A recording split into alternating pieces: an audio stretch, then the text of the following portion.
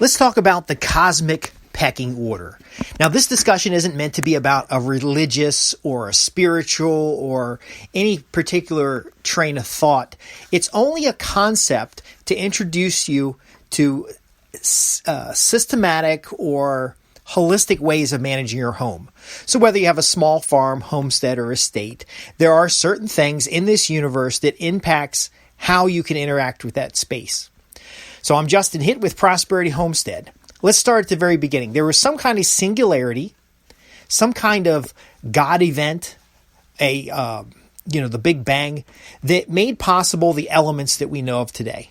Now, I don't mean to deep dive into this in some emotional, spiritual, esoteric look at the world, but essentially there was a time when everything we know was just simply the base elements.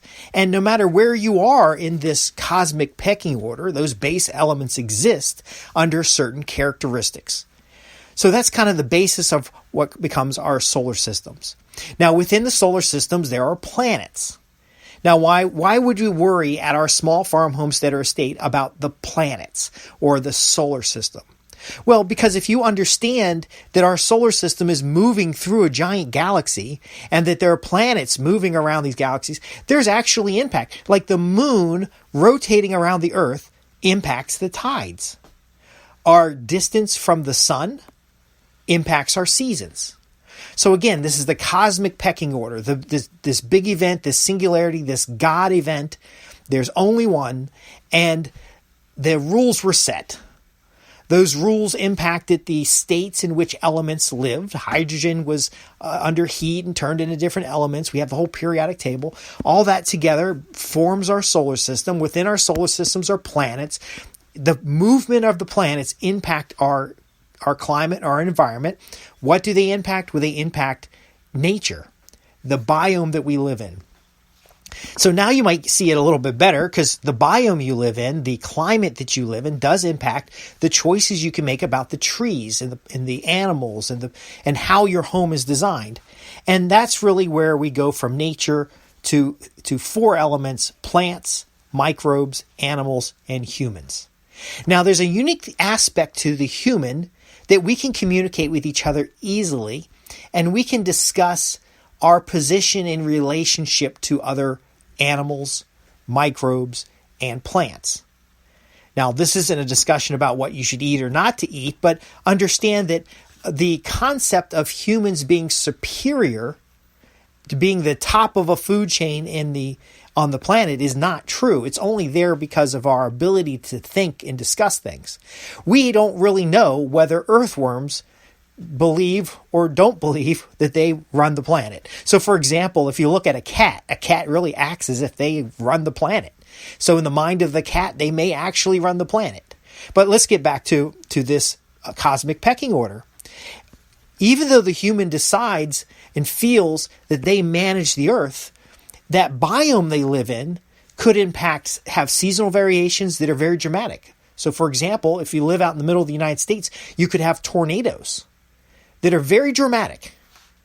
Now, is a tornado impacted by the position of the earth in relationship to the sun, or is it more of the Gulf Stream? There's a lot of reasons that impact it, but if you're living in a biome that has tornadoes, your house design is going to be a little bit different.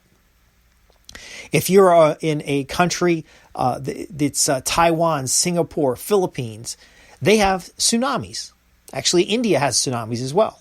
So that's a rainy season where there's a lot of rain. If you live in the desert, you might have a lot of rain all at one time, very, very infrequently. So you have erosion considerations that would be different than if you live in a temperate climate where you might have a rainy season all winter. See, this is what the cosmic pecking order, how it works. Now, you need certain elements for the plants to be healthy, and you need certain elements for the humans to be healthy. So how do we cultivate these elements? See, the concept of this cosmic pecking order helps us manage and design our homes, and I'll give you a practical example. The solar passive home uses the energy of the sun to heat biomass. So concrete or stone is actually certain elements in a compressed form. The sun's rays radiate that solid mass, and then that solid mass radiates the heat over the course of the night. So it works like a battery during the day and radiates the heat during the night. So if you've got a passive solar home in the winter when the sun angle is lower, you're going to be heating up floors.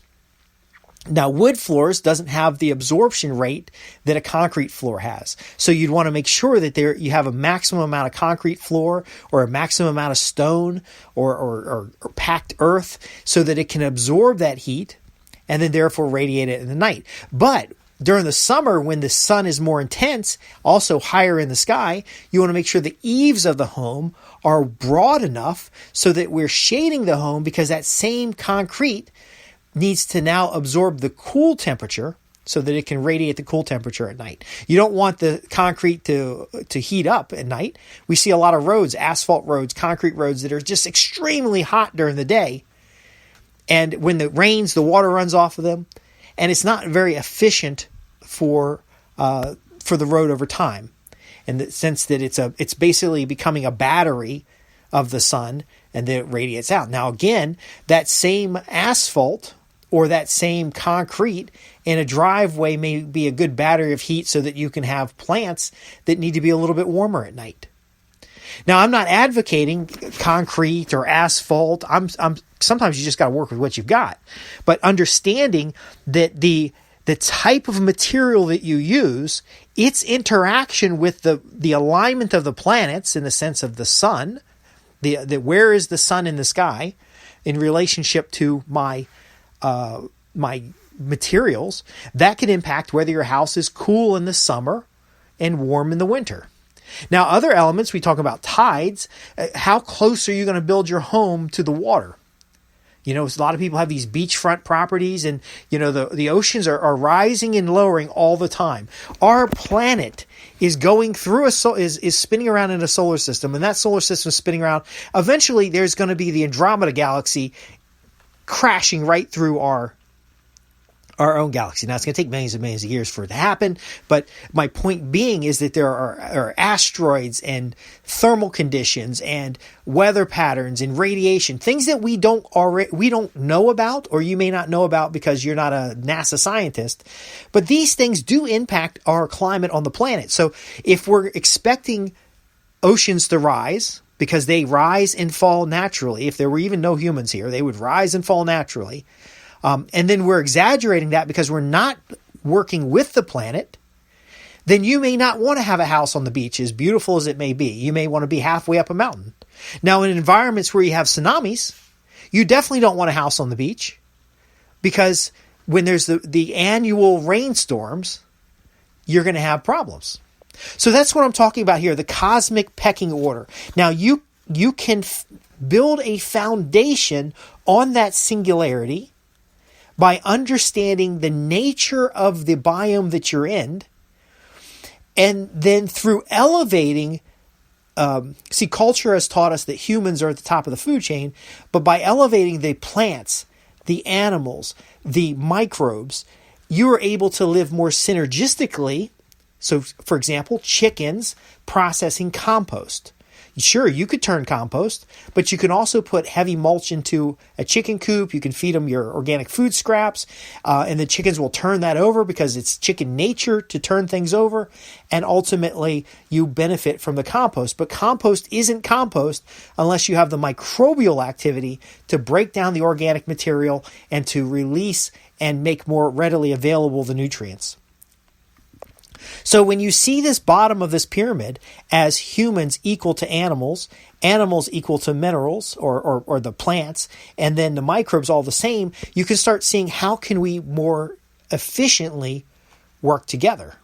When you see your homestead's orientation in a particular nature biome, its proximity to water, its alignment to the sun, the solar orientation, the elevation, the compaction of the soil, the heat sinks.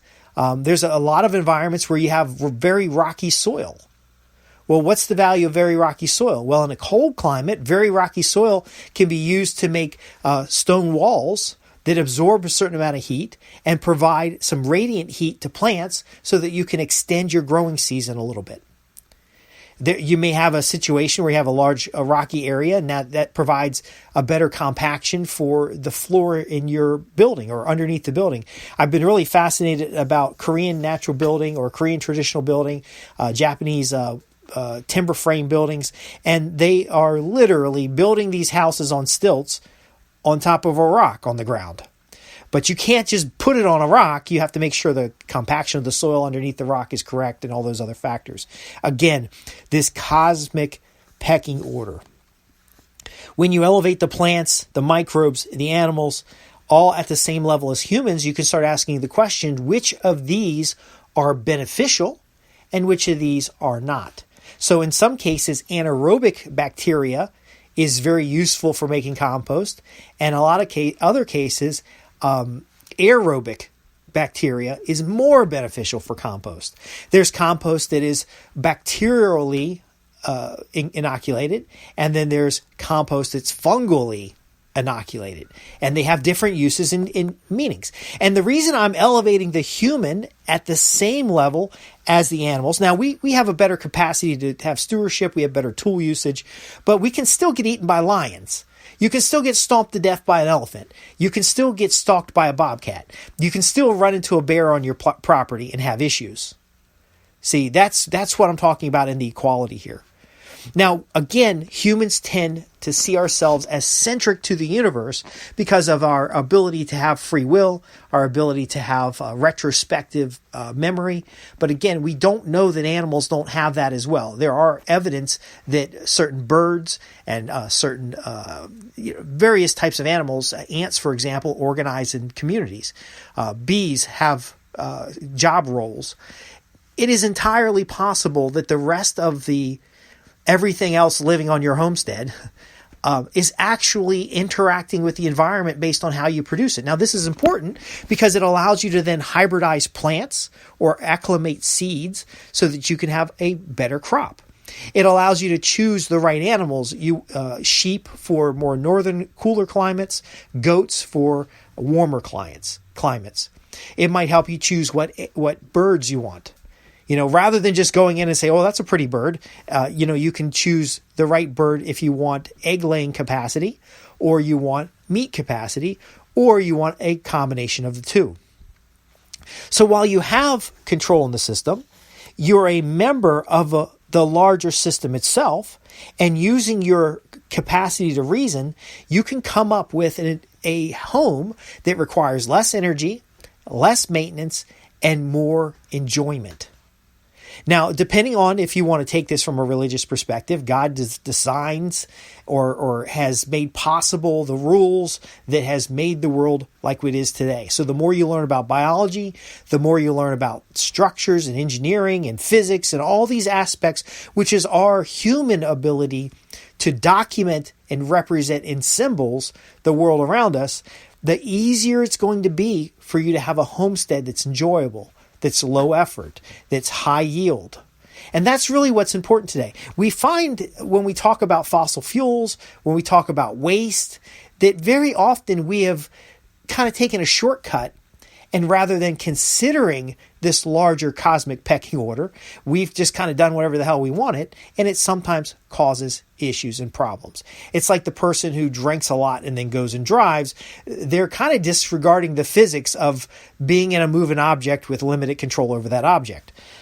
But ultimately, again, you have the singularity, which it can be represented by God. It can be represented by the Big Bang. You have the elements that formed the solar systems. You have the relationships of the solar systems. It does have, there's gravitational waves, there's solar flares, there's those things to be considered in the future. You also then have planets which are within that solar system. And then within those planets, you have natural systems and biomes. Those biomes contain plants, humans, animals, and microbes, which are on the level, in a sense, equal to each other, symbiotically related to each other, symbiotically living with each other. And ultimately, when you consider these aspects, you can have a much more enjoyable, a much easier to manage homestead. Now, the key thing that you can take away here is that how you represent this in your home It really depends. A lot of religions have guidelines for how your home should be set up. And then now you can take that into consideration. That is built on this cosmic pecking order. It is built on lessons learned.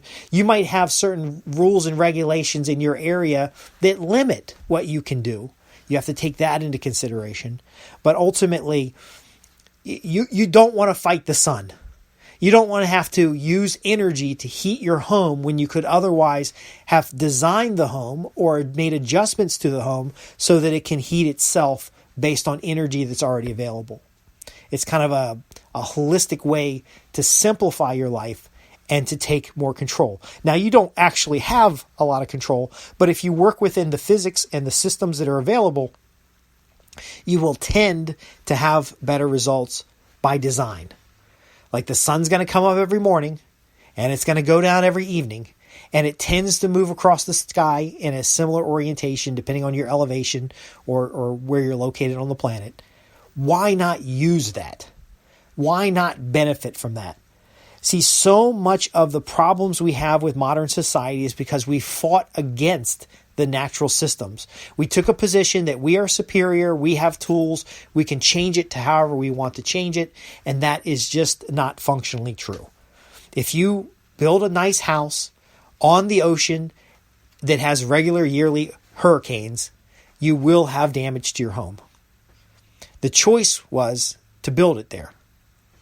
Now, we have tools, you have insurance, and you have other things that you can use to mitigate that risk. But ultimately, for the folks that want a prosperous homestead, who want bounty and abundance in nature, working with these systems is how you get those results. Water always flows downhill. It flows tangent to the contour. It goes perpendicular to the contour. It tends to settle in pools. Manage water that way. You won't need as many pipes, you won't need as much excavation, and you won't have problems. Trees tend to grow up. Trees need to have space. Trees very often can be pruned by animals. Pest cycles can be disrupted by animals. Why not create the habitat for those animals so that you can work together? This is something I'm really passionate about. And in fact, when we do our nature walks and we do our property designs and walkthroughs, we talk about these elements. Now, sometimes it's easier to talk about it in an esoteric way because it is more complex than you put your house midpoint on the hill rather than the top of the hill, because there's a lot of factors involved. It is more complex than just doing it. You do need to have some kind of design plan. You do need to think about the resources that are already on your property. But again, I'm very passionate about sharing this in the practical implementation, because when you understand these things, you can really reduce your costs, reduce the amount of labor that you have, and produce for yourself a homestead, small farm, or an estate with abundance. I want to thank you for listening. I'm Justin Hitt with Prosperity Homestead. If you have any questions about this, I would love to hear from you. Some of these topics are very different than what you might have learned in school. In application, they're very different than you might have seen on a YouTube video. I want to make sure that you can benefit and grow from this understanding. There is a cosmic pecking order, whether or not you like it.